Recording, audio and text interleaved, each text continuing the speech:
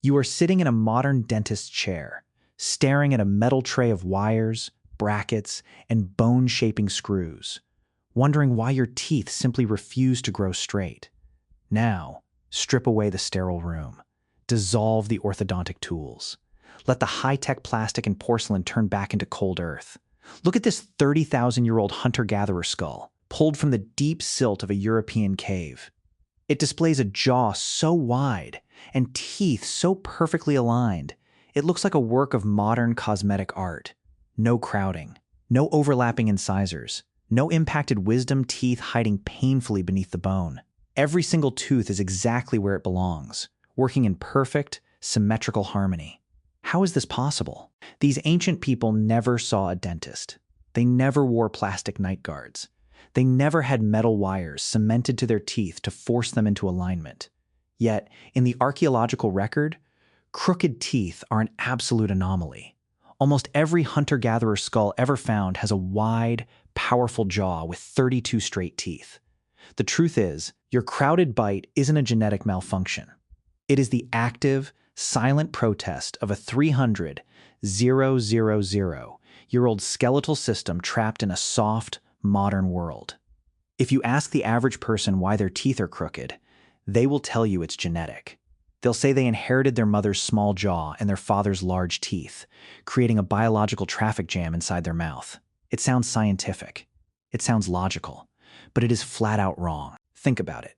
If crooked teeth were purely genetic, natural selection would have weeded them out hundreds of thousands of years ago. In a world where your teeth are your only fork, your only knife, and your ultimate survival tool, a misaligned bite is a death sentence. You cannot chew tough, raw meat, strip fibrous tubers, or crack open seed pods with a jaw that doesn't meet properly. A prehistoric human with a dysfunctional bite would have starved, long before they could pass on their crooked tooth genes. Let's be honest. Our ancestors didn't have braces, but they had smiles that would put most Beverly Hills dental clinics to shame. The reality of our evolutionary history is written in stone. When anthropologists look at skulls from the Upper Paleolithic, dating back 30, 40, or even 50,000 years, they do not find crowded teeth.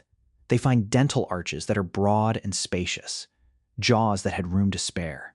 Even the wisdom teeth, which modern surgeons rip out of our heads by the millions every year as a routine rite of passage, are fully functional in these ancient skulls. They aren't twisted sideways or trapped in the jawbone. They are sitting straight, grinding food, behaving exactly as nature intended. Our ancestors did not have genes for crooked teeth. They had the exact same genetic blueprint for a wide, beautiful mouth that you do. The blueprint hasn't changed. The building materials have. To understand why our jaws shrank, we have to look at how human bone actually grows. Unlike a concrete wall, your jawbone is not a static, inert structure that simply grows to a fixed size pre-programmed by your DNA. Your skeleton is a living, dynamic tissue. It is constantly listening to the physical forces you subject it to, remodeling itself in real time to handle the daily mechanical stresses of your life. In medicine, this is known as Wolff's Law. Bone grows in response to the loads placed upon it. If you use a bone intensely, it becomes thicker, wider, and denser to distribute that force. If you don't use it, your body, which is highly efficient and hates wasting energy, will actively reclaim those minerals, leaving the bone thin, narrow, and underdeveloped. Now, look at the mechanical forces our ancestors' jaws had to endure. From the moment they were weaned off breast milk, ancient children were chewing. They chewed raw, tough, fibrous wild plants. They chewed leathery, dried game. They chewed raw seeds, nuts, and roots that required hours of vigorous, active mastication every single day. We go to the gym to pump our biceps, but we have put our jaw muscles on a permanent, comfortable vacation. We have outsourced the work of chewing to agriculture, industrial processing, and cooking pots. 10,000 years ago, humans invented agriculture. We stopped gathering wild, fibrous plants and started growing soft grains. We learned to grind wheat into fine flour, boil rice into soft porridge, and stew meats until they fell off the bone.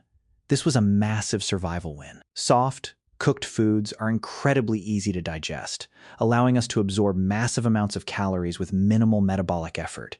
But it had a silent, devastating biological trade-off, because we stopped chewing tough foods during childhood, the critical window when our facial bones are actively growing and shaping. Our jaws never received the mechanical signals they needed to expand. The master controller of your jaw's width is not your DNA. It is the mechanical stimulation of the chewing muscles pulling on the growing bone. Without that pull, the maxilla, your upper jaw, collapses inward, forming a narrow, high-arched palate. The mandible, your lower jaw, fails to grow forward, remaining short and recessed. The result? The structural frame of your mouth is physically smaller than it was designed to be.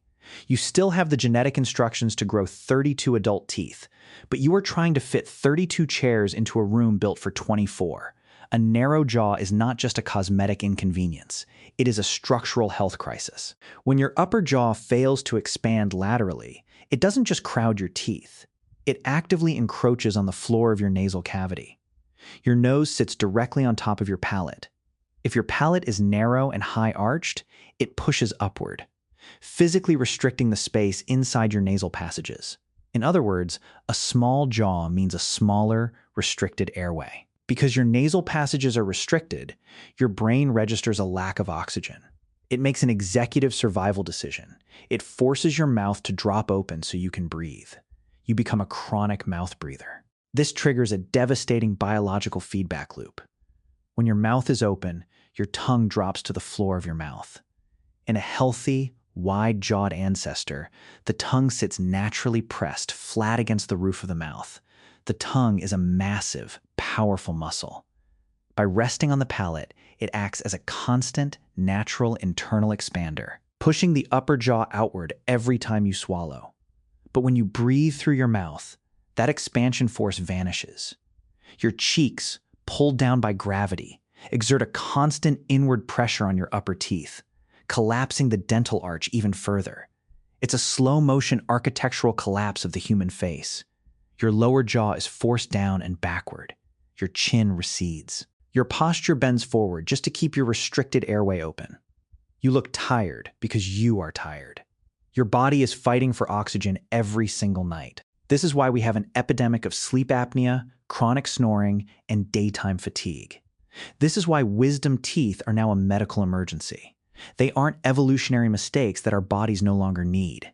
They are perfectly normal teeth that simply ran out of room because the physical housing market of your mouth collapsed by 20%. We have spent generations treating the symptom, crooked teeth, by pulling out healthy premolars and using metal braces to drag the remaining teeth backward into an already tiny, collapsed mouth.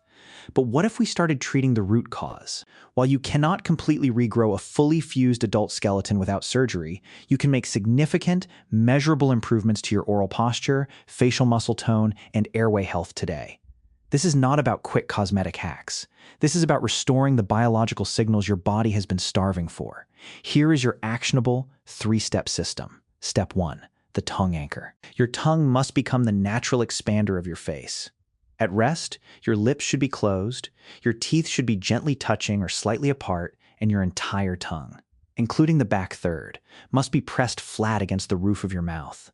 To find this position, swallow your saliva and hold the suction at the top. This is the natural resting posture our ancestors held for 300,000 years. Every time your tongue rests on the floor of your mouth, you are allowing gravity to collapse your dental arch. Anchor it to the roof. Step 2. Nasal hardwiring. You must transition to exclusive nasal breathing, 24 hours a day. Breathing through your nose filters and warms the air, releases nitric oxide to dilate your blood vessels, and forces your tongue to maintain its proper roof-of-the-mouth posture. If you mouth breathe during sleep, use a tiny, postage stamp-sized piece of hypoallergenic medical tape to gently seal your lips closed at night. It sounds extreme, but it is a revolutionary tool that forces your body to breathe through its nose, preventing dry mouth and structural airway collapse while you sleep. Step 3. Mechanical load resumption. We must put our jaw muscles back to work. Reintroduce tough foods into your diet. Swap soft, processed snacks for raw carrots, celery, apples, and tough meats. For targeted structural conditioning, you can use raw mastic gum, a natural, incredibly tough tree resin harvested on the Greek island of Chios. Chewing mastic gum for 10 to 15 minutes a day delivers a concentrated mechanical load to your masseter muscles, stimulating bone density and blood flow to your jaw. The next time you look in the mirror and trace the slightly crowded teeth in your lower jaw, or look back at the metal wires you wore as a teenager, do not view your body as a failure. Your genes are not broken. The physical frame of your face is simply waiting for the signals it was built to receive. The straight, perfect teeth of your ancestors were not a luxury or a genetic miracle. They were the natural, effortless result of a body operating in the physical environment it was designed for. We cannot easily return to the wild, fibrous diets of the Paleolithic. We cannot stop boiling our stews or baking our bread. But we can choose to breathe through our noses. We can choose to close our mouths. We can choose to press our tongues to the roof of our palate, and we can choose to give our jaws the physical work they crave. The health, the breath, and the strength of your ancestors are already inside you. They are written in your DNA. You just have to wake them up.